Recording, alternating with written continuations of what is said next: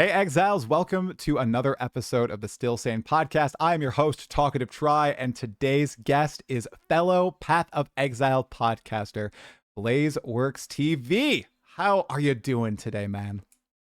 I'm doing great, man. It's awesome and a pleasure to be back on this podcast, and I'm looking forward to it. Thanks so much for having me. 100%. We're in peak stalling season right now. Obviously, the gauntlet is ongoing for Path of Exile 1. We're kind of a month or so into that league. Path of Exile 2, we're like 4 or 5 months into that league, and we're wondering when the next little tidbit of news is coming. So we thought we'd hop on and kind of reflect on everything that has occurred thus far, because this man just released a very special video that he put a lot of work into. It was great, a great watch. I watched it on Easter while I was making Easter lunch. So I was like, I saw it pop up and I'm like, I'll listen to the couple minutes and I'll listen to the rest tonight. I just left it on and I just listened to it. Now there were a couple F-bombs that my wife was not happy about, but my girls are like, they're not fully into the, oh, dad's eyes just went crazy. That there was a word I got to repeat there. So, it was okay. It was okay. So Blaze, I really wanted to start off not with the video, but just with your experiences with Path of Exile 2 in this first year. Because you started when 0.1 launched. You weren't really a Path of Exile 1 vet. You were more so like a Diablo 2 veteran. So what is your most memorable moment from this entire year just as a player actually playing Path of Exile 2? I had to ask because this is your top pinned comment on your video, and I noticed I don't think you said what your most memorable moment was. So I'm curious, what is it? Oh, that's great. I love that. Yeah, well, first and foremost, I just want to say thank you so much for watching that. As a fellow content creator, you probably know this feeling very well where you put a lot of work into something and you kind of just throw it out into the ether as every creator does. And you don't know if the algorithm is going to receive it well, if people are going to like it. And from my very little experience with making content, it kind of feels like it can go either way. And I don't know how to gauge what's going to happen. And so, this video that I just did was like over a month of work. And then you just put it out there and you're like, okay, it's there, it's live. And yeah, so I'm super happy and thankful that everyone's been enjoying it. Um, okay, so most memorable moments. It's hard for me to actually say one answer. So I actually wrote down one for each patch. We'll go through them really quickly. I don't want Okay. to make this answer like an insanely long answer. Oh, go for it, bro. Um, so the first memorable moment was just getting into the game, experiencing the game. This was very anticipated for me because I was following Path of Exile 2 very closely prior to it releasing. Never really got into PoE 1, but there was something about the look and the feel of what they were showing to everybody that really had me excited. And it didn't disappoint when I got in. I love the visuals, the music, the sound effects, the animations, everything, like the challenge of it all. It was just a really special game. And I think the Yeah. most memorable part of 0.1 for me was getting to fall in love with hardcore solo self-found, which we might talk about later. But that's when I started playing HCSSF, and so that was the real caveat to me becoming truly addicted to PoE 2. Wait. So you Yeah. started playing hardcore solo self-found in PoE 2? You weren't like a Diablo 2 hardcore gamer? Yep. Yeah. What? What is Yeah. I didn't know that. That's interesting. Were you like a Iron Man player in RuneScape or no? No, not really. I've always liked hardcore games, I guess. I played a lot of Tarkov and Rust and stuff like that. So Okay. games with a little bit more at stake. But in terms of playing ARPGs, this is the first game that I've really gotten to be like a hardcore guy. Like Yeah. Diablo 2 and hardcore, I'd say is even harder than PoE 2 or Mm-hmm. PoE 1 for in some cases, I guess. Okay. But yeah. Okay. That's Um, curious. I didn't even know that. Okay. Yeah. That's awesome. Cool. yeah.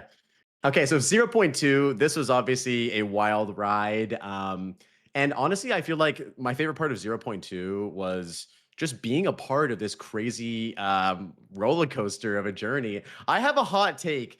I actually liked 0.2 for what it was. Like, I played Lightning Spear and I enjoyed just destroying everything. I also really liked the changes that they made to the game, and I liked the additions they made to the game too. I know a lot of people had different experiences. I got lucky. I picked a good class.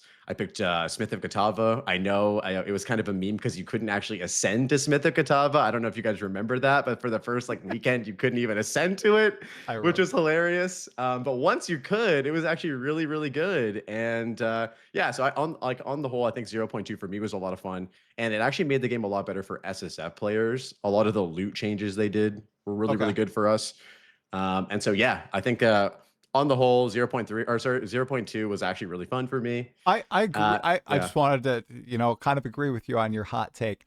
I also enjoyed 0.2 for what it's worth, especially the campaign. I was blind to the inferno that was ongoing until like the next morning because I was playing through the campaign. I was liking it. I was trying all the different combos with spear. I was trying to make freaking Fangs of Frost work. That was terrible. But it was a true, I'm gonna use the word like engaging experience. I feel like Geonor, I think that fight was like Yeah. a 5-minute fight for me. Jamonra was a meme.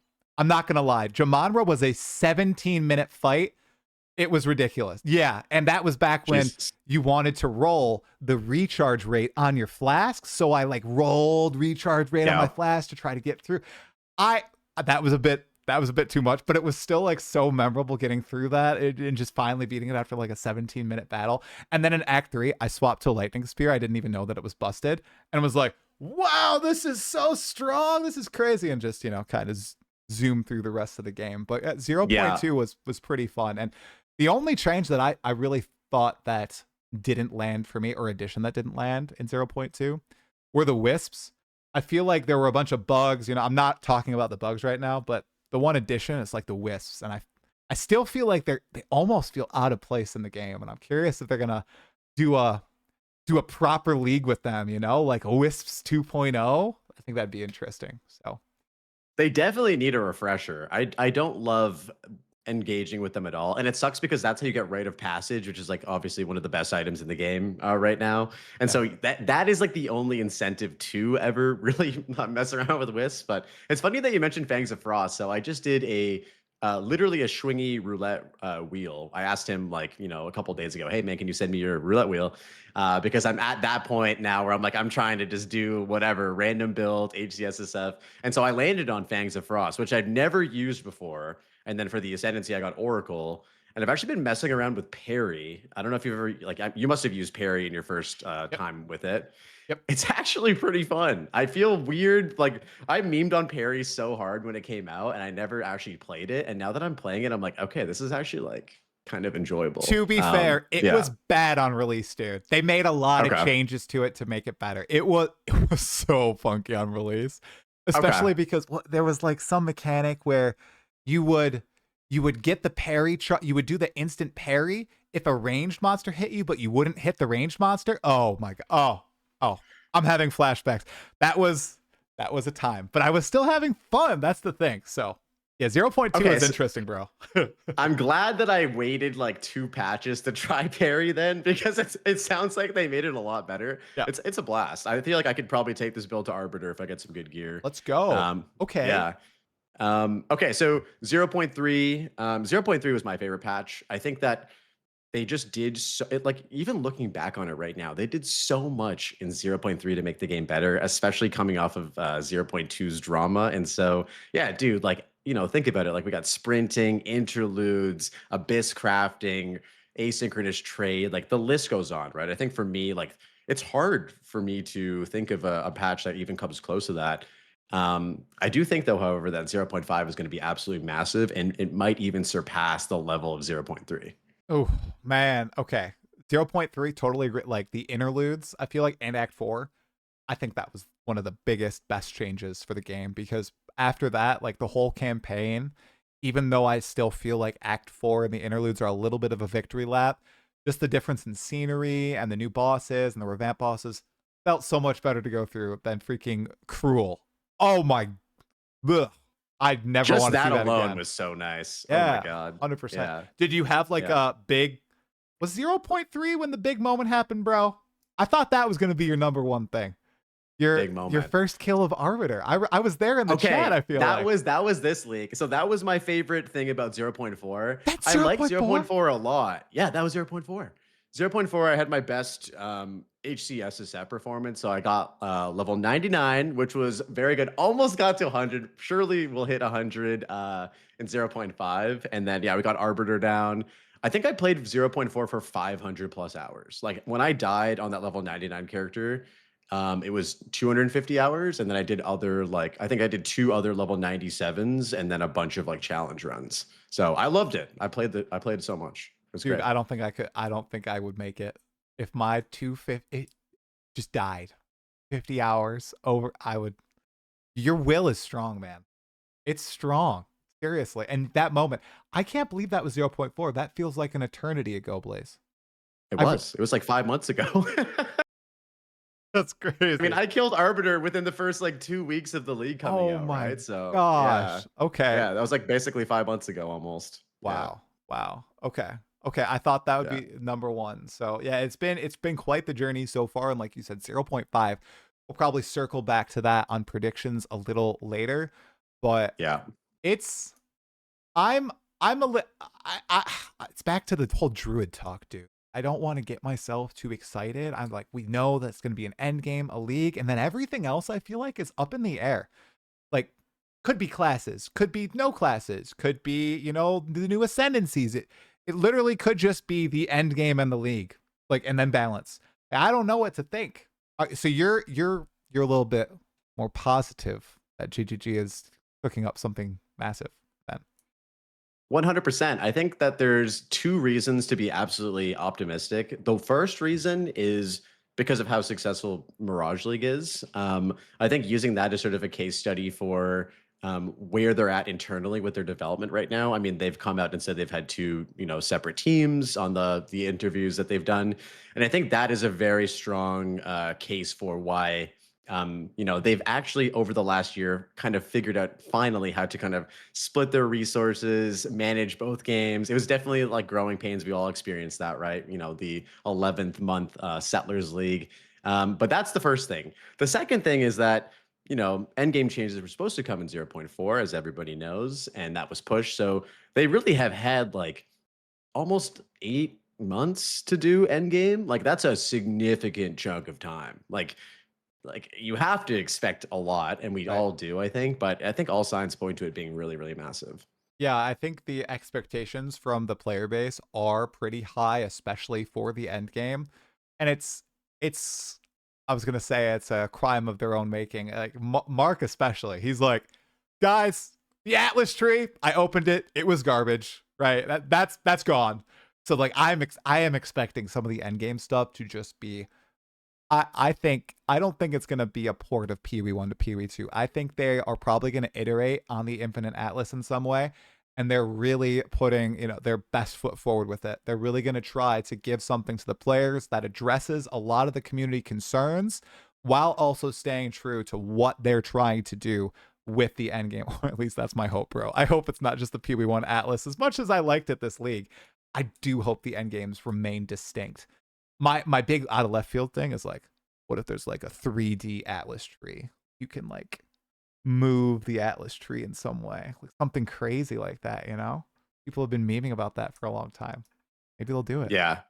My out of left field thing, and I don't know if this is actually too much out of left field. I've actually been discussing this quite a bit with my community. Is Act 5? There is like a strong argument for both things. Like, they want to get the campaign done for 1.0, and 1.0 potentially is releasing this year. I personally don't think that Act 5 is coming in 0.5, but I would be very pleasantly surprised. And the reason why I think it could is because the content that Act 5 would allow to be incorporated into the end game, a bunch of new maps, new bosses, and all that stuff, could potentially be a part of this like end game rework, right? Or a part of this end game content that we get. So, No, what do you think? I don't like this. I don't. You see, I thrive on hype. Okay, and you're filling me with hope. I'm a very hopeful person most of the time. I'm very optimistic. If you haven't surmised that from me in the past year of knowing me, but like that would be so sick because they could.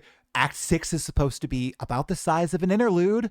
So like they could literally just drop in Act 5 and say, and then to close it out, you do one of these interludes, right? They could do it. And then save Act 6 for the big 1.0 release, whenever that is, whether late this year or early next year. Oh, that'd be so cool. That'd be so cool. Because we know Act 5 is also going to be boss heavy. Like the art book. Do you have the art book? No, I sadly do not. I want it so bad. Okay. I'm slowly chipping away at that supporter pack every month or something. But yeah, It I haven't got it yet. it has a bunch of sick looking bosses in it. And I am of the opinion that while I think the bosses are undertuned for Act 4, I think they're pretty interesting. I feel like they could be a little bit more difficult in the campaign, but all the boss fights they have cool mechanics. You know, I feel like Tabakai is a great example of a good boss fight with terrible execution. It's 3 distinct phases. There's all the dialogue sequences. Like, they should break Tabakai. Screw putting him in the Jade Isles. Just like put Tabakai's different phases in 3 different fights. I've seen so many different moves from each phase in separate versions of the fight. But like when I actually go and fight him, it's like a joke. It's a joke, dude. There's more time spent talking than fighting. It's like, oh yeah, I feel like I still am seeing new mechanics from him in his 3rd phase every time. Like, oh shit, where did this spiraling dragon thingy come from? I haven't seen that before. Right. And the rain from the freaking heavens and all this. Like one day we'll be able to giga juice him up to the maximum. So okay, so a little bit talking about you mentioned GGG's kind of evolution over this time. Obviously, they have the 2 separate teams. Coming in as an outsider, I know you said you were following the dev journey, but you've obviously learned a lot about grinding your games in this past year. Has anything stuck out to you compared to other game development companies? I know you mentioned you played like Tarkov in the past. Obviously, you played Blizzard games. Like, is there anything that sticks out to you in their current style of development and communication as opposed to other game development companies out there as a player and content creator? Yeah, that's a great question. I think for me, and like I glaze GGG all the time, so I'm happy to do it again. I think that they stood out to me as being an absolute like different way of operating from a game development standpoint. And I think it comes down to like the amount of value they give to the player. Like even I know a lot of people for some reason think that like buying PoE2 for $30 isn't worth it. Myself, I have over 2,000 hours in this game, and it's probably the best $30 I've ever spent. And what hit me immediately was the fact that when I bought the $30 game, I also got the $300 microtransaction coins, which is like they're just basically throwing in a game for free with your microtransaction coin purchase. And like, I don't know, it just like stemmed from there. And then you kind of learn the inner workings of GGG, how much they're in touch with their player base. They do like I think another thing that got me so much respect for them was that Ziz interview they did after Dawn of the Hunt. I always go back to that and be like, what other game company would go on a massive interview, right? When the community is on fire with a Dawn of the Hunt, and just like go for it, right? Like that is a big respect for that. And ever since then, I've just fallen in love with the company and the game. And it's I think they're fantastic. It definitely shows. It definitely shows that they are learning from their, I guess, mistakes that they've made along the way, though, with PoE2 and PoE1 as like 2 separate balancing acts. But yeah, I think they're finally getting a hold of it for sure. Yeah, that was an incredibly respectable move for them. That was a spicy time for the community. I remember I turned off my stream and continued watching the interview because people were attacking each other in the chat. I was like, I'm not dealing with it. I'm just gonna watch the interview. There's already enough crap bubbling all around. And I was actually obviously you've done the big state of PoE2, going back looking at the year, and I've been reflecting a little bit on PoE2 as of late as well. While I think that great interview, I think Ziz communicated his opinions well, the community's opinions well, especially the vocal portion of the community. I also think that was a big turning point for Path of Exile 2, going more toward Path of Exile 1 style, or the classic ARPG zoominess that we've seen. Or I'd say just going back probably since like Diablo 3. I think that was probably the first one that kind of really started having the, all right, you're ripping through zones, you're blowing up monsters. And I think Path of Exile 1 perfected that, and now other ARPGs have kind of copied them. I think that was probably the moment when they really started shifting it and really listening to that portion of the player base. And I'm not going to say it's the minority or the majority. It's just a very loud portion of the player base. And I'm curious your perspective on this, Blaze. Mark especially has been it's so fascinating. He's been very keen to kind of leap into the fire, into the line of fire, I feel like, in interviews with Ziz, with Ziggy and everything, and essentially be like, yeah, you know, if this is bad, if anybody says this is bad, we're going to change it. While I do admire that, do you think I'm leading on with this answer so much, I got to chill. Do you think that's always the best approach as a game developer? Because there's always going to be a very vocal outcry against, you know, the direction of your game, especially a niche game like this. It's not like this is Fortnite, right? Where it's like, oh, mass appeal. What do you think about that? Does that put grinding your games in kind of a difficult scenario? Because there is always going to be that pushback. So do you think that's like a good move by them or a bad move? Yes. Okay, let's get into this. So I don't envy them at all because this is a very tough thing to balance. I mean, they have to sift through so much feedback. I mean, you and I are alone have made many, many videos about things we don't like about the game or things we like about the game, and that's just two people. Think about that from their perspective. They have thousands of people to listen to and sift through feedback. I will say that they've been very clear about listening to players, and if people aren't having fun or don't like something, then they feel like they have to change something, right? Like I know I've heard Mark and like Jonathan say, like, you know, Mark especially, he was like, yo, it keeps me up at night knowing that people aren't having fun playing the game, like they care so much. And that's super cool. I think for me, my kind of take about, and it is a very polarizing thing that I feel like I've just kind of started seeing like recently, is the whole are you for or against sort of the original vision of the game? And what I mean by that is, I guess, the slower pacing versus the quicker pacing or the speed and whatnot. And I don't know how much we've actually departed from that. I think that one thing that I think gets overlooked a lot is the unsolved nature of a new game, and I think that that contributes very heavily into us navigating through this game at a much slower pace. Now it's like you know it is a byproduct of it being out for a year. We've figured this game out. Like it's basically figured out to a T for the most part. I mean, of course, people are still innovating and coming up with new builds and whatnot, but I think so that is a huge factor here. Of course, the game has changed as well. The game has been, you know, made better in a lot of cases. It's also been made easier in some cases as well. But I really do think that the game being figured out, it cannot be understated in terms of Yeah. the, you know, the speed, the progression, and whatnot. And the players getting better, right? One hundred It's percent. not even just the knowledge. It's just like, okay, you know, I've done this boss before, or hey, I know to use the shop now to always go and get rare items, or I know to gamble. I'm gonna get a weapon upgrade. It's all those things. That's a curious thing that, and I would be here for a long time talking about it because I feel like I'm at fault for that recent spark of discussion on it because I played all these other games and I was like, man, Peewee 1 and Peewee 2, they feel so similar. This is crazy. Was that supposed to be the vision? And while I was watching your video, I think you had a line similar to what you just said of like, oh, you know, it hasn't departed that far. I agree if you're talking about like the OG vision. The OG vision was they're the same game. They're going to be giga fast. You're just going to be able to go giga fast in new ways. But my big counter, and I swear you opened with it, dude, with Chris.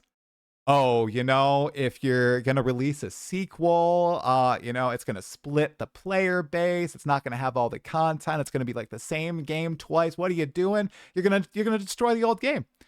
So they split it out. And ever since they split it out, like in 2023, it really did seem, and maybe I'm gaslighting myself, it seemed like they were pitching something that was deliberately different. And that was the driving factor between them keeping it in Peewee 1 and splitting it out to Peewee 2, because the changes they were making to the gameplay, not the systems and stuff, but the gameplay would be so fundamentally different, it would change Peewee 1, and they had a good thing going there. So it's like that interesting dichotomy of, well, if it's going to be end up being the same game, what's with the split out? Was there, you know, my mind was going down a rabbit hole, Blaze. It's like, did they split it out for like financial reasons? Like, was this like Tencent, like, oh, you know what? We see you could make some major cash with this, okay? Like, let's make a new game. It's going to attract way more people than just having it be 4.0, you know? I don't know. I will yap about this for hours, and I don't want to There yap are your ear off. so many hypothetical answers to this question, and I Right. wish I actually talked with Lighty about this too. Where we both said we wish we could be flies on the wall during that boardroom meeting and actually hear exactly the reason. I mean, you listed off a few of those potential reasons, right? There could be obviously some sort of financial backing for that. There also could be, as you mentioned, like more of a focus on bringing more people into the universe of Path of Exile. And I think it was incredibly successful for that reason. Like, it was no secret that PoE 1 over the years has gotten very convoluted to the new player experience and like very tough to kind of get into as a new player. And so like, I think that PoE 2 absolutely solved that to some degree. I don't think it's like the new player onboarding experience is perfect at all, but it definitely has gotten a lot of new people into not only just ARPGs, but Path of Exile as well. Yeah, and a lot of these people, like they look. I'm using anecdotes, but it's on the Zoomer side. So my brother, he looks at me like I'm crazy when I say I want a slower game. I think it should be slower. He's like, leave the Zoom to me. Leave the cock to me. He only plays cast on crit builds, dude. He has 3 level 96 characters, all variations of cast on, and it's disgusting. And he loves it. He loves it. And he refused to play Path of Exile 1 for the reasons you outlined. Like, it's too bloated. Poor onboarding. It's old, right? So yeah, launching it as a brand new game, even if, the plan was to keep it very similar to Path of Exile 1. I mean, in the short term, it's going to be a huge financial success, and it's going to be a huge success for grinding your games. Like, so many people have played this game. So many people are talking about it. And I think that 1.0 is going to dwarf what has happened so far. Especially recently, I've seen so many people being like, oh, wow, it's coming along okay. I'm still waiting for 1.0. I'm ready to leap in. It's going to be a crazy time, man. So this first year it's only the beginning. Only the beginning. It's crazy, man. And like, dude, it's wild to see, especially right now in this sort of like content drought that's happening where like there's no news. We're still waiting. We're like waiting for like even a crumb, dude. Like I can't wait. I keep saying in my stream, I can't wait until they drop us like a 15-minute teaser so that Try can make like an hour-long dissection of every frame of the entire video so that we have something to watch. Like, guys, give it to us, please give Let's it do to it. us. Let's do it. I would But love yeah, it's 15 minutes, but I'll bet they'll only do 15 seconds. So just, yeah, the announcement to the announcement. But yeah, no, I think it's a very interesting like time right now for the community where there is this huge divide. Not only like well, there's been a divide about a lot of things, but I think the big thing right now is the pacing of the game, and I'm curious to see if they're like going to do anything big with regards to that in 0.5. I think the big thing that I think it's over. I do. But I'm making these videos because it's like I had that aha moment playing all these other ARPGs, and I was like, let's get that out into the universe before it's put in the grave forever with 0.5, because that's gonna be 0.3, 0.0, 0.4, 0.5, 3 in a row. It's over.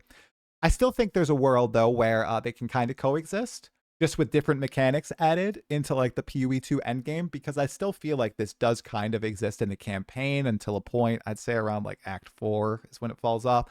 But if they add certain types of mechanics that really focus on bosses more, or smaller packs of mobs, like bestiary is the prediction that I have for 0.5. I think that they could add some interesting crafting bits, and they could do some sort of like hunt on the Infinite Atlas, and you're hunting small packs of monsters. And it's not a giant pack like Abyss. It's not super tight rooms like the Temple. It's not Breach. It's not Ritual where monsters are mobbing you. If you look at PoE 2 right now, the end game, the type of content you can play, it's basically all one breed of content. It's lots of monsters coming at you really, really fast, and then a couple pinnacle bosses. So I hope that 0.5 introduces something for the vision enjoyers to sink their teeth into. Now, I had one more thing that I want, just for fun, to ask you about for the first year in PoE 2. What was your favorite drama of the first year? You have one that stands out? I've Oh, been dude, involved yeah. in some. You've been involved in some. Lots of our friends have been involved in dramas. What is it? Yeah. So I'm not really a big drama Me guy, neither. but I mean, for some reason I think the tourist shit is just so fucking funny, bro. I think that now that that's all over and said and done, and that we can all laugh about it, I think that is just the funniest thing. Like it was an innocent crash out at the time. It ruffled a lot of feathers. But now that the dust has settled, like I just love that that was a part of the game's history, and I think it was just so funny, bro. I It's don't know. I legendary. have, yeah, it's great. It's great, Dude, dude. I still Yeah, remember little inside baseball for yeah. everybody in the chat. I still remember it was like launch weekend, and I went to the water park, and I was sick, and I was sitting in the hotel room, and I'm like delirious, and I opened Discord, and everybody's like, Cal's like, I'm crashing out of these guys, and everybody's like, yeah, buddy, let's go. And then it just the freaking firestorm, Oh and everybody's like, god. holy crap, what is going on? But it's legendary. Hal has to do that on stage at ExileCon. He's got to be like that. Come on, like it would be big. It'd get a cheer from the crowd at least, I think. So 100%. I don't know. I just think that it just added to the those moments that, those remember those moments that, the oh shit, that actually happened. Like, and that was a long time ago now. Like that was like, almost a year ago. It was like zero point 0.2, right? So but yeah, that was my favorite drama. that was But yeah, insane. did you have one that you were like, look back on fondly, I guess? I don't know. Oh, my favorite drama is the 0.1, 0.2 campaign troubles people had. As funny as some of the clip channels can be at times, and how rage baity they can be with taking stuff out of context. Actually seeing people just struggle to, like dodge boss mechanics and bang their head against the same ball over and over, like a lot of PoE1 veterans who, I like. It was just, I mean, it was absolutely peak. It was peak. So I, I love that. yes, There's a like clip of Local dying to the monkey like 13 over, times or 15 over, times. And over. that has got to be one of the Local, if you're listening to this, I love you, buddy. That clip is incredible. So thank you for that. I loved that clip so And I much. think that was in like 0.3 too. So it's like you fought the monkey before. True. Yeah.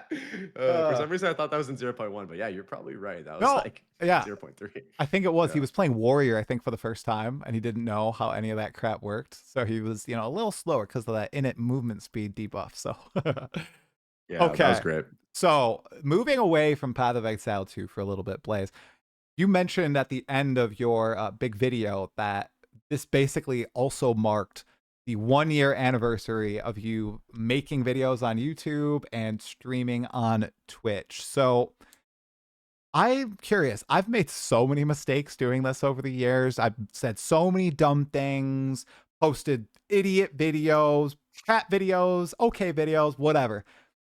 What do you like, if you could boil it down, what do you think you've learned over this first year? Like, what are some of your mistakes that you've learned from and like changed or improved your content from? I'd love to hear about that.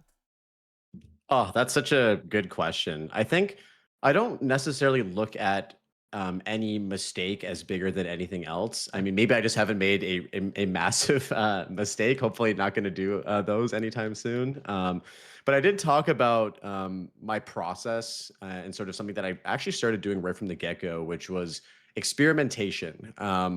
Trying out a bunch of different things and seeing kind of what sticks. I always called it like fishing, where I just try like a different lure, throw it out there, and see like how it felt to use that lure and like what kind of fish I would catch with it. And that's kind of been like my philosophy with regards to like my video stuff. Like I've always tried to make stuff that I like to enjoy myself. Like that's why I started the podcast. That's why I've done all of these different videos. I mean, every single type of video that I've done try is something that I like consume on a regular basis, Exactly. whether it's like video essays. I loved retrospective so much. So it was so fun to actually try and do one of those. Like, and so for me, the biggest lesson I've learned is to not be afraid to just try different shit all the time and see what you like. And I think it just makes you a better creative person if you can, yeah, just like experiment. I think it's wonderful. And a lot of people out there kind of find maybe something that works and they just go with it, which is amazing. But I do think that if you kind of pigeonhole yourself, especially early on, you may not have discovered that like particular thing that you really are drawn to. And so, yeah, I've just had a blast doing that, and I'm still gonna do that probably for a while because there's so many other things that I want to try. And yeah, maybe something will stick out, or maybe I'll just keep experimenting. We'll see. That's that's amazing advice, seriously, because I mean, you're speaking to me. I've done that with my main channel. I feel like I've pigeonholed like a little bit, you know. I mean, I've done a lot of different things, but it's like Path of Exile 2 pigeonhole, you know? That's what I feel like. Path of Exile 2 news, podcasts, state of, stuff like that, live streams. I to kind of accomplish what you're saying there, I made like a second channel, and that's been my outlet to just throw crap at the wall, see what sticks.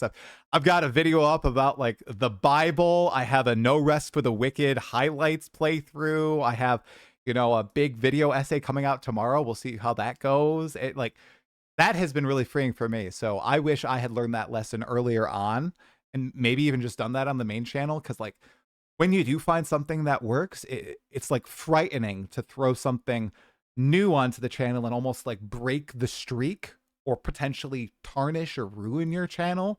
Like you mentioned at the beginning of the pod, when you threw out that retrospective, you put so much work into that.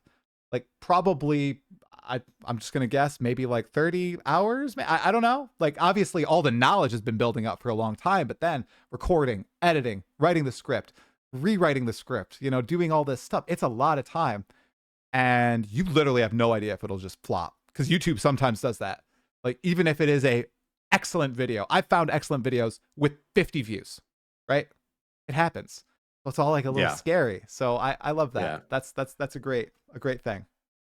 Yeah, thanks, Try. I think, at the end of the day, I try to remind myself that like a piece of good content is a piece of good content. And people will acknowledge that and hopefully see that, even if it doesn't get a shit ton of views. Like, Yep. whatever you're doing, as long as you're proud of what you've made and you believe it's good. I felt that way about my first ever video I did, and then you look back on it, and you're like, oh, this is garbage. But at the time, I thought it was good. And so as long as we're trying to improve and always look at our stuff as being proud of what we make, I think that's what matters most. Definitely. Is there one that you're most proud of? Like a favorite video or clip or like stream? Is it like the Arbiter kill out there?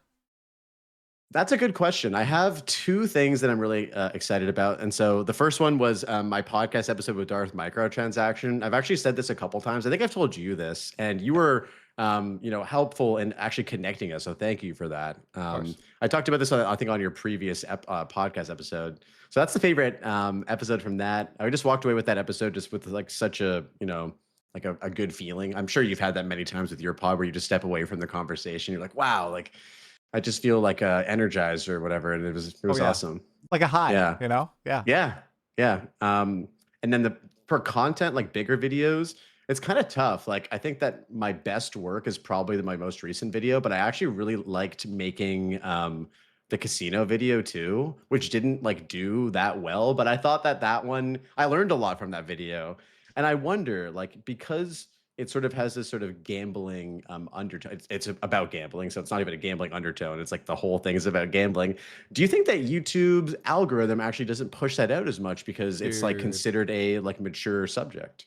Dude, it might. I think that's Yeah, very possible. Do you notice, yeah. did you like study like the reach, like see any suppression obvious in the graphs? Like that'd be really curious actually. Because that was a Mhm. dang good video. I remember that video very clearly. I Well, one thing that you learn, speaking about lessons, I think one thing that I've come to learn a lot about yeah. over like the last year of content is like the patterns in terms of like what you should make and when, or like what works during what time. And I've had like the privilege to be able to talk to a lot of great people, yourself included, about just like where we're at in terms of like the games that we're playing and what content works well for that time. Like Yeah. obviously, prior to a league launch, you want to see those league starter videos and maybe some like analysis on like the upcoming patch and stuff like that, and then those build guides in the first couple weeks. And then now where we're at, you can basically just do anything and people will react to it, and then other people will react to those reactions and everything. But yeah, so that's another big lesson that I've learned this year is like when to make stuff. And I think maybe that impacted the casino video. Yeah. Yeah. Definitely. I'm glad that this most recent one is seemed to pop and is climbing slowly, steadily. Hopefully it's like that Diablo, or no, the Path of Exile to 1,000 hours, going as a new player to PoE1. That one, I know that one climbed for literally months. And I think people probably still get pushed that. I think that's like a very evergreen video, which honestly, dude, is really hard to make on YouTube nowadays. You got to break through something crazy to have your video continuously pushed to the audience. So I think that speaks measures about how good that video was, especially to our little niche ARPG community. So Yeah, what about you? Did you have anything over the last like year that you've kind of learned from, or any big lesson that you've sort of taken away from, everything? yeah, think my number one current lesson is not reacting in the moment, not letting my emotions rule me, especially when it comes to either just responding to comments, which is unfortunate. Like it's kind of an unfortunate thing because I really do like interacting with people, being responsive, but I feel like sometimes that doesn't pan out for the best. You let yourself get rage baited. You got to check yourself and make sure that doesn't happen. It really gets to your mental quite a bit. And then the Yeah. other, honestly, would probably be, people might not like this, but really, you kind of echoed it. Uh, Make what you really enjoy. Do what you really enjoy. Don't let others kind of try to dictate how you should represent yourself, your content, all that sort of stuff. Just be authentically you instead of trying to put on a facade or um, communicate other people's issues or ideas, because ultimately that will really fall through. People kind of suss that out, and it's never as effective as you want it to be, as just being your real self. I feel like I learned that in my most recent Jonathan Rogers interview from December. So, yeah, two pretty heavy lessons. I feel like I've personally, my personal life, have changed a lot over the past like 4 5 months. Ever since Fate of the Valve, man, it's been quite the real. Can't believe it's been 4 or 5 months. 4 or 5 months since that Arbiter kill. That is crazy. Oh, that's wild. That's wild. Yeah. Yeah. Oh, I'm so happy they have that second channel, man. I remember when I had you last time on my podcast, we kind of talked about like, I asked you, like, what do you love about your content? And I don't think you could give me like a clear answer on that. You were kind of yeah. like, or I remember asking you, what was your favorite piece of content that you made recently? Yep. And you were kind of like, I don't know. Yeah. And now I see the second channel and you're uploading videos like daily. And I'm like, oh, Yeah. this guy clearly loves to just talk about whatever and make videos about it. Like he's Literally. back to doing what he loves to I do. Like that's know. awesome. Yeah, Yeah. that pressure is kind of like almost lifted, or that mentality that I had. So it's been nice. It's been freeing. So it's been a Yeah. really great time, and I'm really looking forward to the future there. So Hell another yeah. another thing that I'd love to hear about, because you've done this way more than I have, dude. I didn't look at the stream charts, but I bet you have 4 or 5x the hours on me. Streaming versus YouTube. It's like they obviously feed into each other, and the communities intersect in some ways and they differ in others. So just your perspective on kind of growing that consistent audience on your streams and how that might differ from YouTube, because I know your stream's been growing. Obviously, you play hardcore solo self-found. That's a tight-knit community. So anything that you've noticed over this year of consistently streaming, and like streaming quite a bit? Yeah. So one piece of feedback that I've gotten a lot, and I feel super grateful to be able to even have this given to me, is from a lot of bigger creators that I've had on my own show, was to be consistent with streaming, but don't stream a lot. And so I stream more than you do, but I do have more free time, which is that's good for me and it works for me. But I think per month I stream 100 to like 110 hours, so that's like 3 days a week. And I think that's good for me to be able to do what I need to do and then Yeah. also focus on content. And it's funny, a lot of people have told me to like really focus on like the YouTube side of things more than streaming. And it feels more like work to do that because it requires a lot of like effort in a lot of cases. But streaming is very fun. I love I feel so like it's still crazy to me try to have people show up to my stream every day. Like Right. it's still, it feels amazing. So shout out to you guys, all the people, you guys know who you are, who like pull up to the stream every day, like chill and bring good vibes. That's awesome. It's super fun to do that. I think though, for me, like there's something really special about just like creating stuff, like as an artist, a creative, and that's where I really like thrive with the YouTube content. So Yeah. it fulfills like a social aspect with streaming, and then the creative aspect from video making as well. Oh. Yeah, the streaming side, I've also been told, probably by the same people, don't focus on it too much. Focus on the YouTube first. Get that popping off, and then you transition. But I'm the same way. Like it's fun. It's more It's relaxing, fun. more freeing. You can just like talk off the cuff. You don't do all this preparation. It's much more just like ephemeral. It's just in the moment. Like you had to be there for the most part. And if you were there, oh, it was something special or something wild could happen. And like the podcast that you do, that's like a doubling up. So you've also done a smart thing. You can stream and you get the video content out of it. And that's a fun experience where you're interacting live with other creators and getting their thoughts. So I'm glad that you're streaming and you do so consistently. And that's another big thing. I feel like we talked about the first time I was on your podcast was like consistency is one of the most important things. Like just being disciplined and showing up so your audience knows you'll be there, you know, and they'll expect that next video and the algorithm will also show it to them. So oh, okay. I have one more content creation question for you or topic. Sure. And then maybe we can do some 0.5 predictions. So Let's do it. big question. I feel like this is like a first date question. If you could have any one personality in the entire world on your podcast, in which you usually talk about, yeah, Path of Exile 2, but gaming and, you know, how you grew up with games, who would it be?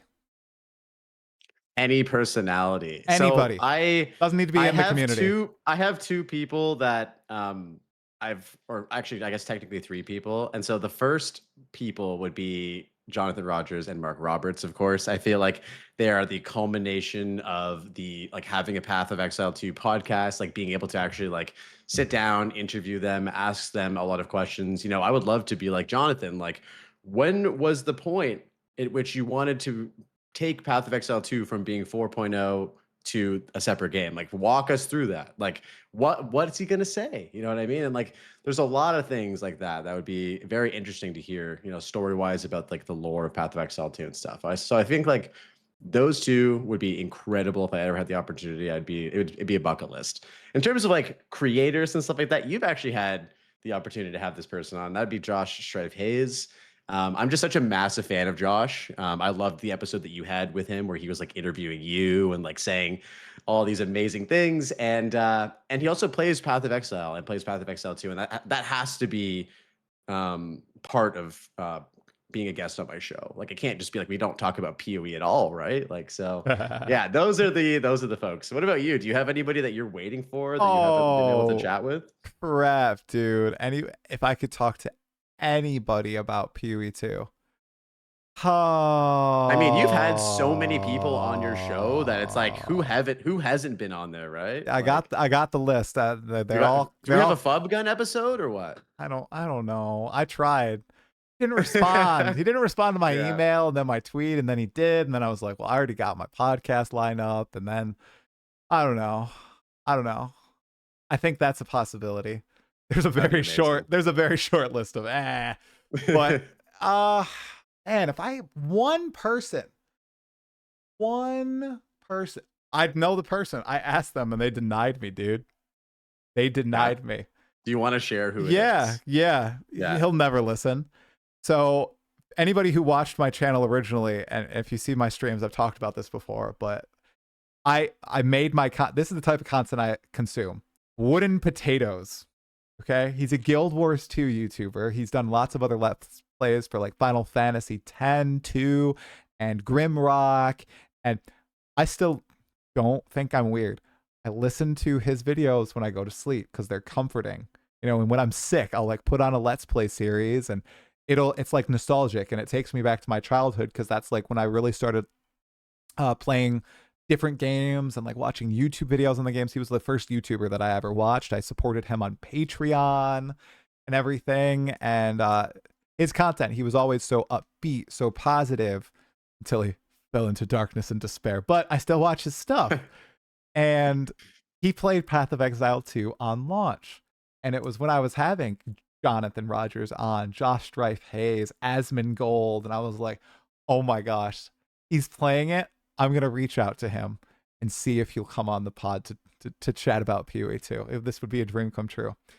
And he was like, not interested. I don't do collabs. And I'm like, dagger to the heart. He just like flat out just was like, no, I'm not gonna do. And I'm like, I wrote him. I write like I'm a big email writer or like a story writer essentially. I wrote him like 4 paragraphs explaining this context. He just said I don't do collabs. So you know, he would be the one. I talked about PoE 2, but also I'd love to hear just insights on his journey as a content creator, because it has been quite the journey. His house just burnt down 2 weeks ago, unfortunately. So I know it's bad. That's terrible. Yeah, he's got a new place. Nobody got hurt, but he lost his whole setup and he's replacing it all right now. But yeah, that would be my number one, dude. Hey, just because somebody closes the door, you know, at one point in their life doesn't mean that that door can't open again at some other time. I will ask again. If I see him playing 1.0, I'll be like, yo, WP, what's going on, man? Come on, let's Or maybe he'll reach out to you at some point. You never know. That would be cool. I'm always lurking in his live stream. He's like the only... It's so weird. Isn't that? That's kind of like weird. That's so parasocial now that I'm saying it aloud, Blaze. He's the only like live streamer I will consistently, like, if I'm working and he starts streaming, I'll like put it on in the background, listen to his videos at night. That's kind of weird. I shouldn't have shared that. People are gonna think I'm a little creepy now. That's literally not weird, bro. People, you know, you're a content creator, I'm a content creator, and people do that for us. Like, you know, isn't that crazy? It's a two-way street. You can enjoy streams and you can be a streamer. It's weird. I know. I mean, it's not weird. It's normal. Yeah. Totally normal. Yeah. Okay. Yeah. So let's close this out with some Path of Exile 2 chatter, since, you know, the podcast is primarily about Path of Exile 2. Weird but wholesome. Great comment from the chat. Okay. So 0.5. Maybe coming out early May. Maybe it's delayed to June. Whoa, we're not going to be big doomers here. What are you most pumped about? We got 3 categories, okay? The first, a big balance change, a possible big balance change. What would you be most excited for, okay? Not something that's like, oh, this is probably going to happen. Something you're like, oh, yeah, heck yeah. You're reading the patch notes and you like go like this while you're reading, you know, what? Something like that. Okay, I made a list because I feel like I had to kind of like get my thoughts out about this. So sorry, I've been looking at this, like I made some notes. Oh, you're good. So sorry, guys, if you notice, I'm looking on a different monitor, not at Try the whole time, but you're good. So the first things, I mean, every single league Try, they always do like sweeping balance changes, right? Like they try to do as much stuff as they can. There are things that I would love to see fixed.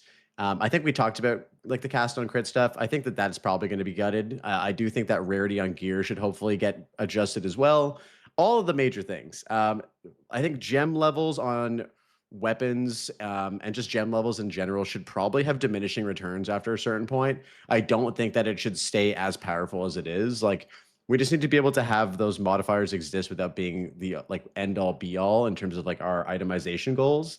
And then obviously, like, it's been beaten to a dead horse, but defenses in PoE 2 need to get way more interesting. And so hopefully in 0.5, that gets a little bit spicier. The Val Temple, when it goes core, needs to be nerfed. The list goes on, man. So you'd be jumping out of your seat in joy for these things. Okay. 100%. Yeah, 100%. All right. Yeah. Okay. Please, here's mine, buddy. All right. Okay. Tell me. You ready? Chat, get ready. Commenters, get ready. Big balance change. One line. Sprint disabled in boss fights. Boom. Oh. Come on. What do you think about that?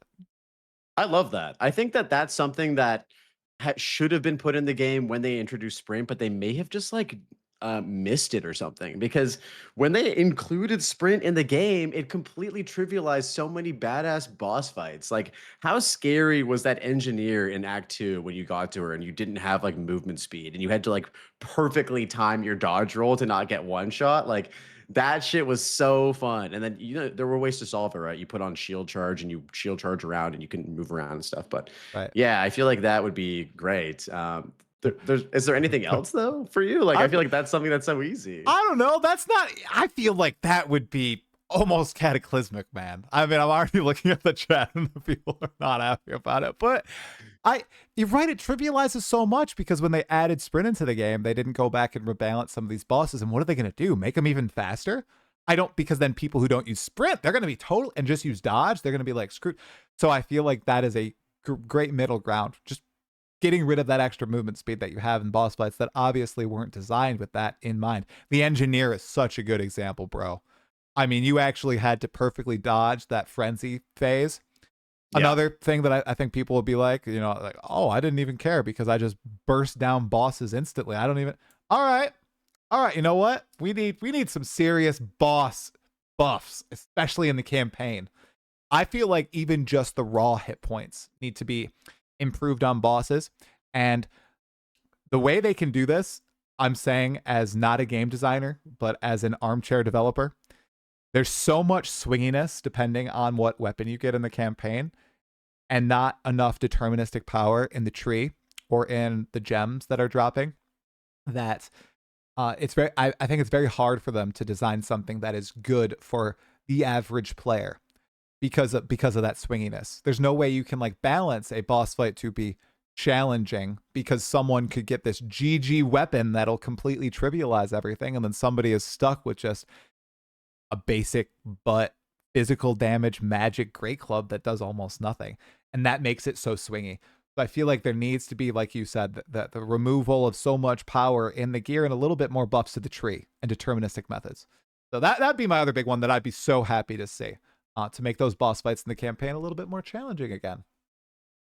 So. Yeah, I mean, at the end of the day, if you want a challenge, you could always just play hardcore solo self-found, and then you can get exactly what you want. You can get meaningful, engaging combat. I'm gonna crash out. You can actually, have slower progression. I feel like you might be slowly transitioning to this in HC SSF Giga Chad. You just don't know it yet. Okay, Blaze, I'm gonna try it this league. I'm gonna start hardcore solo self-found. Big announcement: 0.5 hardcore solo self-found. But the thing is, it's the huge thing is, I feel I don't want to have to play a challenge mode to have like challenge in the game, like, and that type of challenge, it's so tough for people are recently clowning on me for not having playtime in the game. That is a lot of time for me. Like, I play and I make content when I can. I got everything down to be so efficient, and that's literally as much as I can't play anymore. Like, I'm playing a lot pretty much, and hardcore, like you talked about, 250 hours and you lost a character. Dude, this is like the best way to get me out of playing Path of Exile 2. I'll dive 100 hours into my hardcore character, I'll crash out, I'll never play again. I'll be gone. No, don't crash out. It's like you got to look at it this way. It's not the time you lost, it's the good times you had with that character for that amount of time. It's never a loss, dude. If you think about playing, I'm trying not to be corny here, but if you think about playing video games as if you die, you're losing or wasting time, then it's not the way to like play for you. But if you can, and I think that's a big mindset about hardcore that people kind of think about as something as a deterrent, is that, oh, it's a waste of time. If I die, I lost all that time. But right. It's really not a waste, dude, if you're having fun. Yeah. And that's what it is. It's just fun. It's harder. That's my next evolution, bro. That's my next evolution, the mentality to become a hardcore streamer. So I am going to give it a go. We'll see how far I can make it. You're going to do hardcore solo self-bound. I wonder how the hardcore trade scene is in PoE 2. Have you tried it yet? I haven't, but I recently played a lot of PoE 1, and I did softcore. I'm speaking as a hardcore player here, and people were just like, making fun of me for days on stream. I played softcore trade in PoE 1, and it helped me actually really fall in love with the game and learn the game. But it actually might have made me like rediscover a new appreciation for trade, because they did such a damn good job with async, man. Like, that's the reason why I swapped over to SSF in the first place, was because I just hated the website and the friction and like the messages and people not getting back to you and all this shit. And then async just solved all of that. So I don't know. I'm playing with the idea of maybe hardcore trade, but probably SSF. Okay. Yeah. Well, we'll have to say when 0.5 comes out. Okay. Yeah. What endgame change would you be most pumped for, dude? What do you think? Oh God, dude. I Like mean, like an is Atlas it is it tree a, revamp, like a new pinnacle, like something is it crazy. bad to just reiterate what I said in the collab video and just bring up like Atlas search function, please? If I will say this right now, try. If nothing else in the Atlas or any in-game thing gets changed, but the Atlas gets a search function, I will be happy. I will Okay, play the shit out of 0.5. That's how much I want I this. get it. It is going to be a absolute game changer. What about you? I get it. I want to about your Atlas search function. Do you think that's a symptom of a problem with the Infinite Atlas? Like if we need a Control F search function for it, or do you I mean, think you could say the same thing about the passive tree, right? It's just like the passive tree had no search function for a very long time, and it still remained a passive tree, and people engaged with it. It just got so much better with the search function. this one's infinite though? Like, and you can go in all these different directions, and with the passive tree, you can get it like on one screen. With this, Mhm. dude, the dragging across the screen, like I'm a big advocate of like you played Last Epoch recently, right? For the first time. Yes, yes, Okay. yeah. Do you think what do you think about GGG dunking on EHG and just making a better monolith system with the Infinite Atlas? Like, because the monolith, is it still in place or is that gone? Like, it's you clear like a set of islands essentially, and then you move to the Yeah, next, yeah, or yeah, timelines. Is that what they're called? I yeah. think in Last Epoch. Yeah, timelines. I can't remember what the wording is, but I do really like the Last Epoch end game. I mean, I've been playing. I looked at when I bought the game. I bought the game in like 2020, so like six Oh, years ago. wow. Okay. But I only have like 100 hours in the game, so I haven't played a lot of it. Yeah. But so you want them to just completely redo the Infinite Well, Atlas? Is that what you're okay. saying? Here's my big thing with the Infinite Atlas right now. Like, you want the search function, right? Because it's you get lost, you can't find the nodes that you like. Control F Citadel, Control F Confluence, right? Control F some unique map. Okay, Yes, right, Confluence all right. day. Hey, come on. Yeah, I know. But the big thing is, it's just like it's so messy. It's oh, here we go. Here we go. It's a slog to go through the Infinite Atlas. And I think most of it is because you have to like drag your screen. All the nodes kind of look samey at some point, even though they've tried to do some distinction. Yeah. My vision is they have like continents or something. So it's randomly generated. You randomly generate like a screen of stuff, okay? And you can clear that screen, and once you're done with it, you can kind of like either blow it up or move to another continent, and it like randomly generates another set of end game maps or biomes, special things. Like, it's a little bit more procedurally generated and constrained as opposed to being infinite, but you can still like you will have choice and they can iterate on this, but essentially it's kind of getting that PoE 1 feeling of it being on one screen and you being able to see everything kind of at once, while keeping the randomness, the wandering factor of the game. I just did the worst elevator pitch possible, but I know the GGG developers could do something way better with this idea. So Dude, I'm so curious what's gonna happen. I Like, don't this has know. been something that we've been talking about for over a year now, and that's why 0.4 was so exciting. We're like, we're get to see like what they do. And I've always said that like the Atlas feels really exciting to get to when you get to it for the first time. I love how you're just, everything's fog of war. You can't see a damn thing, and you just like have this thing. The problem always is that the more you engage it, the worse it gets. So Yeah. I'm hoping that they can figure out a way to make it feel better the more you just explore, Yeah, for sure. and really like lean into I want them to lean into like the biome system and like introduce like events on the Atlas. Like, I feel like that the thing like people they turn it the Atlas, the end game. It's like I swear it's like ARPG brain, where they turn it into a farm and not necessarily an experience. And I feel like if GGG, like, what if they were trying to like design a dynamic world map, okay, where biomes could shift and change, and you have like the puddles that you have in PoE 1 now, like stuff like that is moving across the Atlas as you complete nodes and stuff, or like wandering bosses that you can like somehow try to chase and everything, like stuff like that, like imaginative stuff like that. Because right now the Infinite Atlas, I feel like, is kind of just a gimmick, you know? Really turn it into like a living, breathing. randomly generated world. Maybe that's what it is, because they could double down on the Infinite Atlas, dude, and kind of do something like that as opposed to just nixing it. Do you think they're going to nix the Infinite Atlas? Because I don't.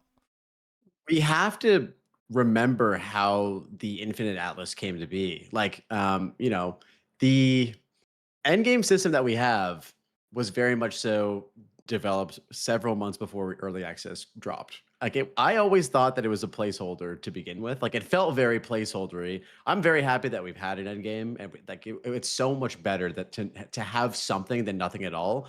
But that's the way we got it, right? Was we got this Infinite Atlas. Jonathan literally said several months before early access release, and so you know what? Maybe they've over the last 8 months they've had time to just completely like do something totally new. And maybe that 8 months try is more time than they actually worked on the initial iteration of the Infinite Atlas at the beginning anyway. Like we don't know. It could go either way. That is right. That would be a mic drop moment, dude. That would be a Yeah. mic drop moment. It's just, can you imagine they have the Infinite Atlas on screen and it just like blows up completely? And it's like, oh, dude. Oh man, People would go nuts for that. I am Yeah. so anxious to see and excited to see what's going on. Okay, let's close it out. Let's close it out with, let's say we do get a weapon class combo. What do you want the most? Do you have one that sticks out? Yep. Any bladed weapon. Okay. Axes, swords, daggers. I think that anything melee that actually just changes up like the melee playstyle. We just need melee needs love in PoE2 badly.